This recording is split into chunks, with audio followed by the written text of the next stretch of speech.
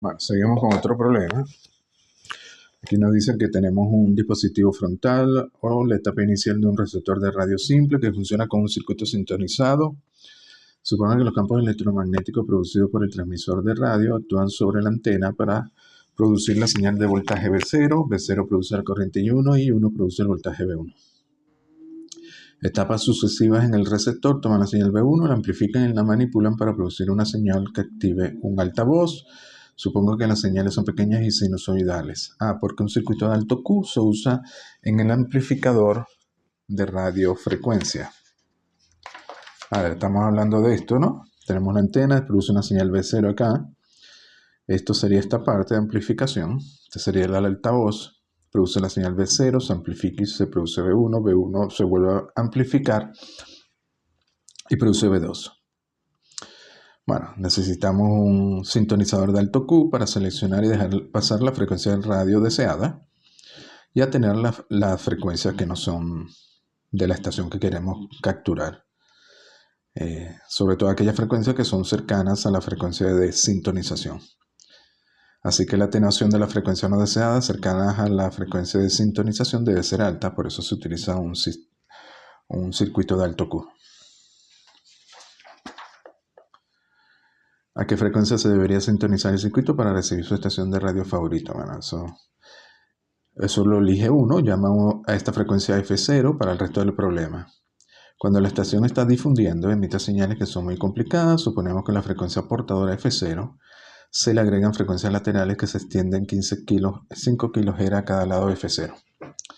Es decir, que la señal realmente tiene un ancho, un espectro de frecuencia de 10 kHz centrada en F0. Tanto por arriba como por abajo. Para una buena recepción nos gustaría que la respuesta como una función de la frecuencia de la señal de excitación sea suficientemente plana en la banda de F0-5 a F0-5. Tiene que ser plana para que no la atenúe a la señal. Y si la atenúa, que sea de forma homogénea a todo el ancho de frecuencia de la señal, porque si no se produce distorsión. Al mismo tiempo, a otras frecuencias se le asignan posiciones en el espectro de frecuencia de radio no muy alejadas de F0. El espaciado nominal de la frecuencia de estación es de 10 kHz por ley, aunque para aquellas frecuencias tan cercanas en frecuencias es improbable que estén cercanas geográficamente. Bueno, esto se hace para que no interfieran. Porque si están cercanas en frecuencia y a la vez están cercanas geográficamente, cercanas en distancia, la amplitud, la intensidad de la señal va a ser alta y puede haber interferencia incluso con una sintonización de alto Q. Luego dice así: la respuesta del receptor debería ser pobre a frecuencia por encima de F0+5 o F0-5 para rechazar las otras señales de estaciones. Por tanto, la respuesta debería caer rápidamente más allá de los límites de banda de 10 kHz para una buena discriminación. Luego le dice: explique por qué un circuito de RCL simple no puede realizar este trabajo bien, sino de una forma aproximada. Bueno,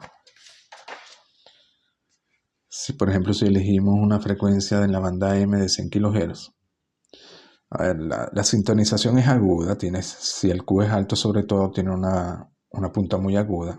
Es decir, que si te mueves, aunque sea poco, por debajo de la frecuencia o por encima de la frecuencia de sintonización, se va a atenuar fuertemente.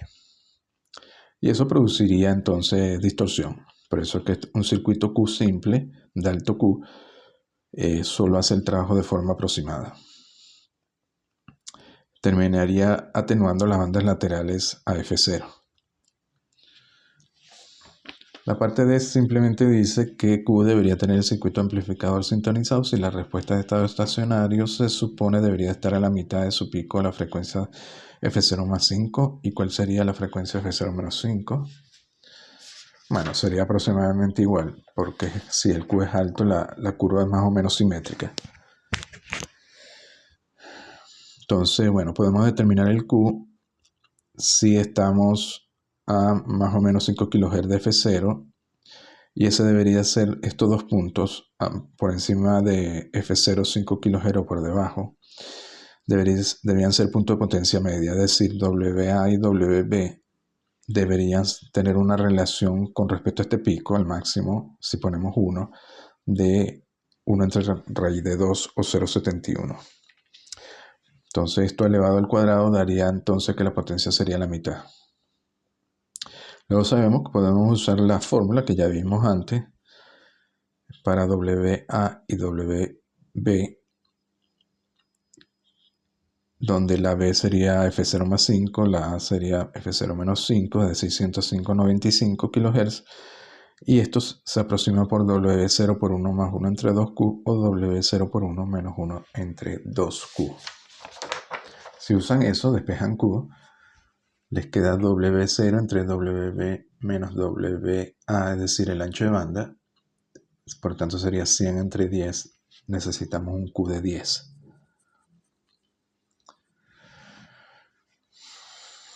Luego la parte E nos dicen, grafique la respuesta del circuito sintonizado con el Q elegido en decibeles voltios sobre el rango de frecuencia F0 menos 10, F0 más 10 kHz. Use una escala de frecuencia aritmética.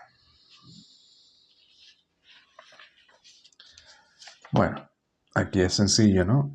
Para trabajar en decibeles voltios, simplemente el módulo de la función de transferencia T entre el pico, que sería el T de referencia, se le toma el logaritmo de base 10 y se multiplica por 20. Y así se obtienen decibeles voltios. Luego, T de JW sabemos que se puede expresar como R entre 1 más JQ por esto.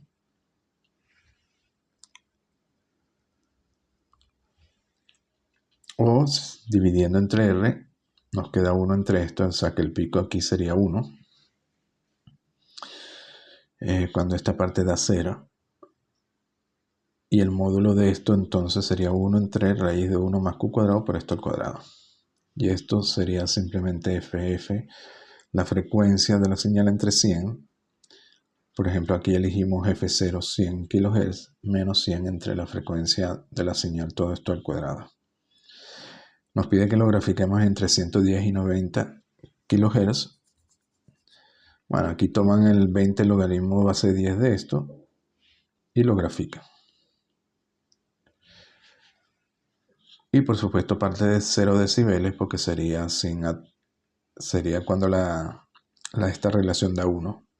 No habría atenuación. Y se entrega aquí en 100.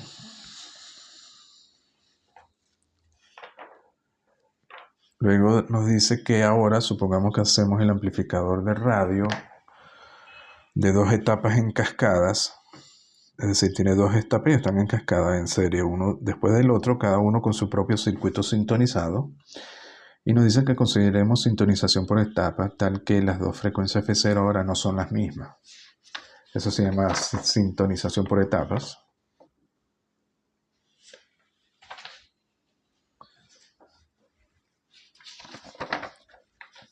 Luego demuestre que la medida en decibeles de la respuesta de 2 etapas en cascada es la suma de las medidas en decibeles individuales de las etapas. Bueno, aquí es muy sencillo porque tenemos una etapa con una frecuencia de resonancia F01. Sería T1 entre R1. La segunda etapa con una frecuencia de resonancia F02. Sería el módulo de T2 entre R2, donde F01, por supuesto, es distinto a F02.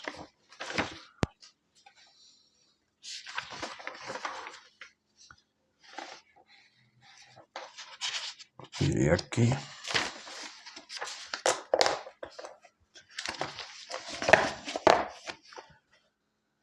Y luego la salida, sabemos que como están en cascada es la multiplicación de las dos funciones de transferencia.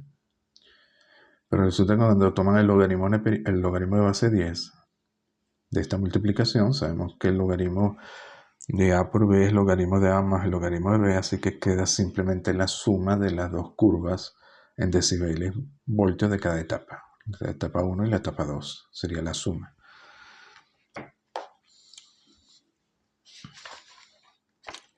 Y la parte F nos dice, la G dejen que ambas etapas tengan el mismo Q, sintonice una de ellas F0 menos F y la otra F0 más F. Tabule la respuesta en decibeles voltios de F0 menos 10 a F0 más 10, intervalo 0,5. Bueno, esto era cuando se hacía a mano, ahora pueden usar cualquier graficadora, cualquier aplicación que grafique para cada uno de los casos, F0, 1, 2 hasta 4 kHz, y luego discutan los méritos relativos de las distintas sintonizaciones. Bueno, simplemente ver las curvas, cómo van cambiando. A ver, nos quedaría entonces la curva 1 más la curva 2, solo que ahora la frecuencia de sintonización de la primera etapa es F0 menos F y de la segunda F0 más F. Es decir, aquí F01 sería F0 menos F y F02 sería F0 más F. Aquí F0 sería 100 y nos dicen que lo vayamos cambiando con F, cambiando de 0 a 4 kHz. Y luego ir graficando cada una de las curvas para ver cómo va cambiando. A ver, en este caso,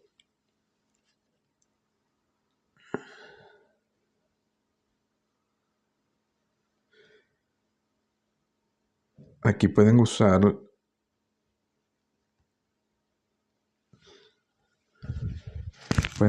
la calculadora hiper porque se maneja con facilidad y bastante rápido, no tienen que usar una aplicación.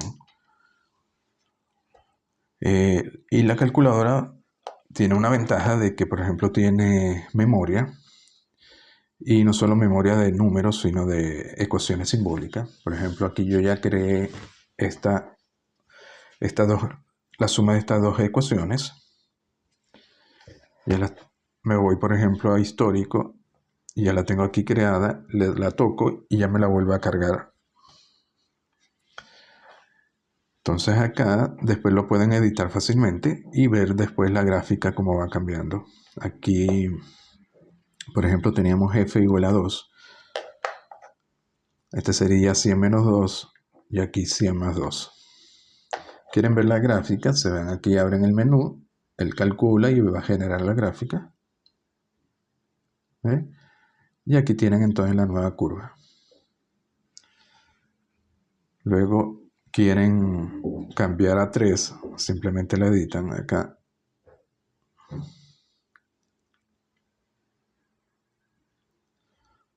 Van poniendo 3, la van cambiando.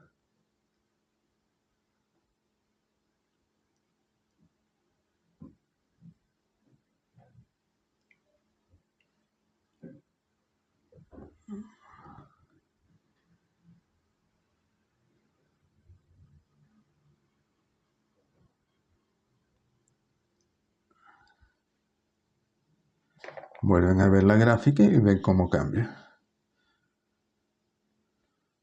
La gráfica saben que la pueden enviar para imprimir. Aquí le dan, abran el menú, exportan como imagen y la pueden exportar, no sé, a la nube, por ejemplo, a Google Drive, etcétera, y de ahí la descargan y la imprimen. Entonces, bueno, muy práctica esta calculadora. Eso fue lo que hice aquí. Entonces van generando cada una de las gráficas, comienza con f igual a 0. Claro, en f igual a 0 comienza en 0 decibeles. F igual a 1, fíjense que vamos viendo que esta curva, que es más aguda, se va haciendo más roma, más suave, pero vamos teniendo un poquito de atenuación, porque ya no está en 0 decibeles, sino por debajo.